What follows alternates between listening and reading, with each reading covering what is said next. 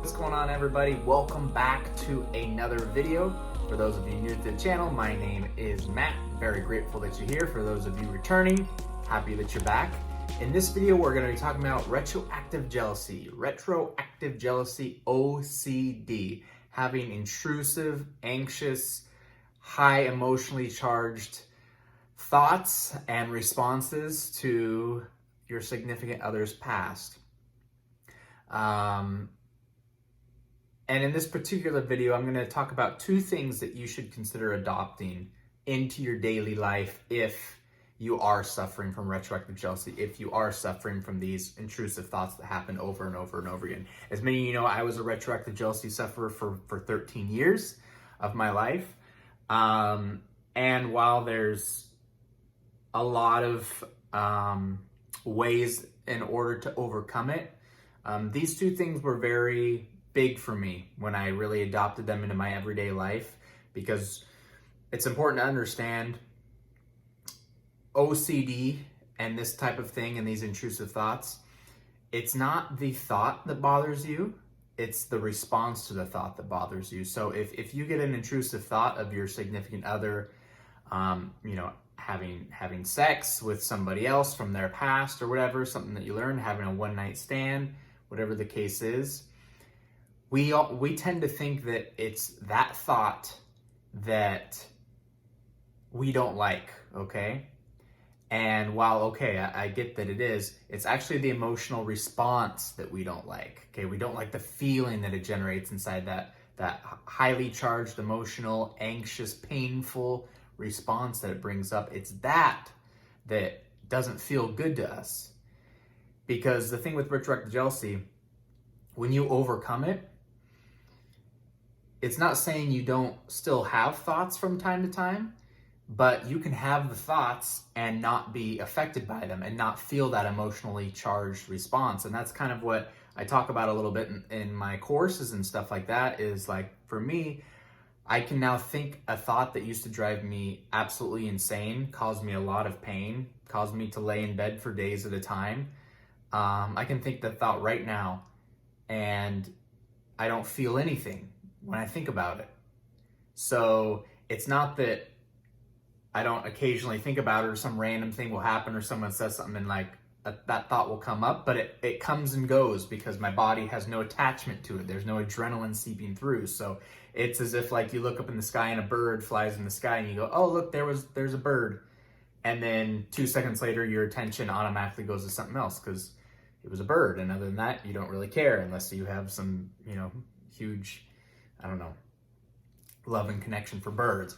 But I think you kind of get where I'm coming from there. So if we look at it like that and we approach it like that we're not necessarily needing to get rid of the thoughts, we're just needing to get rid of the emotional response, that anxious response, then we almost need to treat this as like a type of anxiety.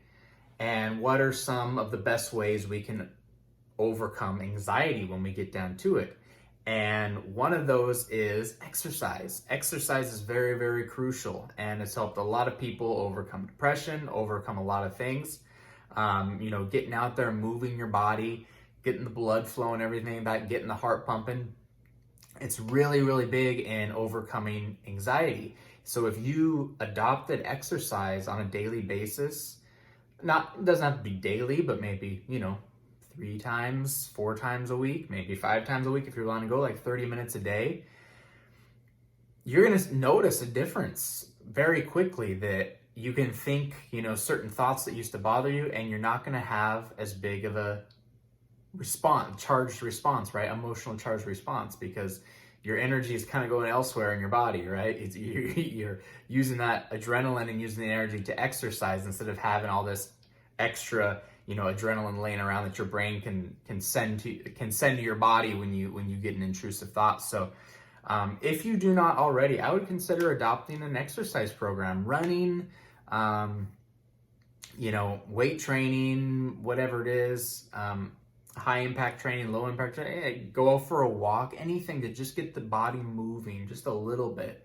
And that's going to help a lot take some of that anxiety down, ease some of that pain a little bit, so it won't be so painful when these thoughts come up. And the other one I want to share is meditation.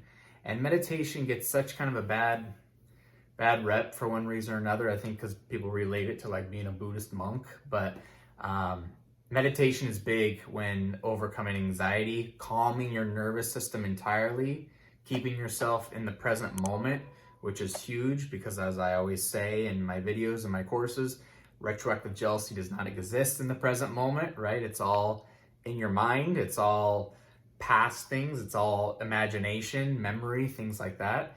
And there's no need for memory or imagination in the present moment because we're here, we're present, and nothing's wrong. So in order to practice mindfulness and practice presence, meditation is key in doing that. And you can read stories about how meditation's cured people of all sorts of depressions, of diseases, of anxieties, and things like that.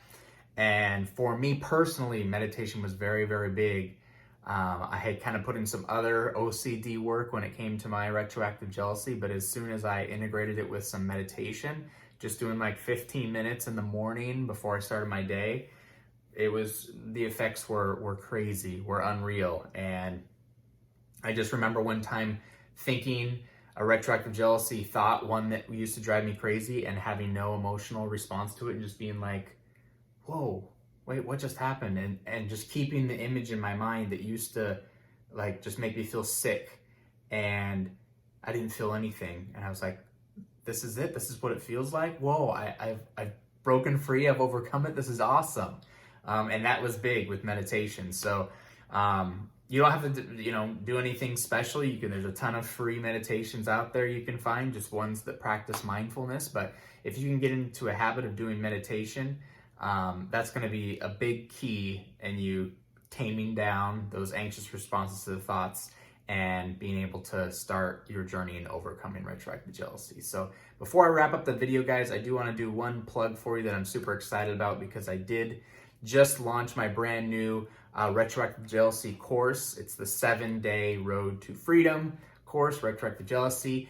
And basically, I give you a lesson and an activity every single day for the next 7 days for you to study, for you to look over, for you to let it sink in a little bit. And each day the lesson is very crucial for you in understanding to be able to overcome retroactive jealousy.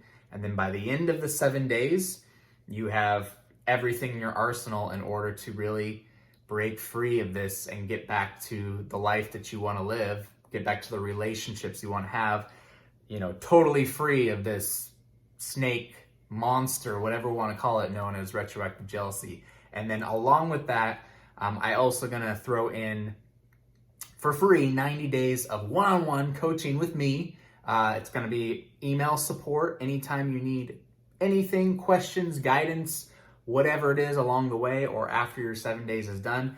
Shoot me a quick email. I'll respond. I'll give you some tips, coaching, whatever you need to get you through your journey to the other side.